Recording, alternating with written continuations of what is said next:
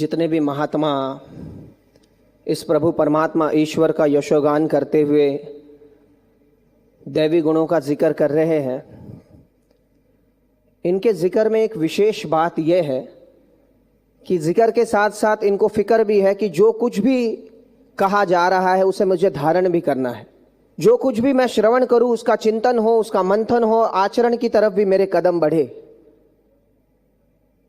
क्योंकि स्वामी विवेकानंद जी ने एक जगह पर कहा कि आज तक अगर किसी के बारे में सबसे ज्यादा कहा गया है तो परमात्मा ईश्वर के बारे में, भक्ति के बारे में।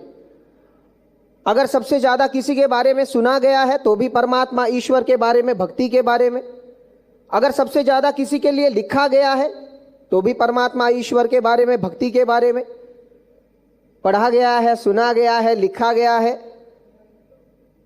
परमात्मा ईश्वर और भक्ति के बारे में। और इतना सब कुछ होते हुए भी सबसे बड़ी भ्रमित करने वाली बात, सबको अचंभे में डालने वाली बात, सबके लिए अज्ञानता वाली बात भी परमात्मा ईश्वर और भक्ति है। तो जिक्र करना ही अगर उद्देश्य होता तो बाबा अवतार सिंह जी महाराज जी को किसी ने पूछा कि क्या कारण है, इतने सारे धर्म है, सांप्रदाय है, इतने सारे प्रार्थना स्थल है, ये नया मिशन स्थापित करने की क्या आवश्यकता रही? उन्होंने कहा दो कारण है। पहला कारण, एक तो यहां पर परमात्मा ईश्वर के बारे में चर्चा नहीं है, उसके दीदार है।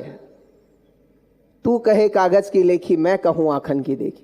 और दूसरा कारण, यहां पर जो कहा जाता है वो किया भी जाता है। साथ संगत लेकिन यह भी देखने में आता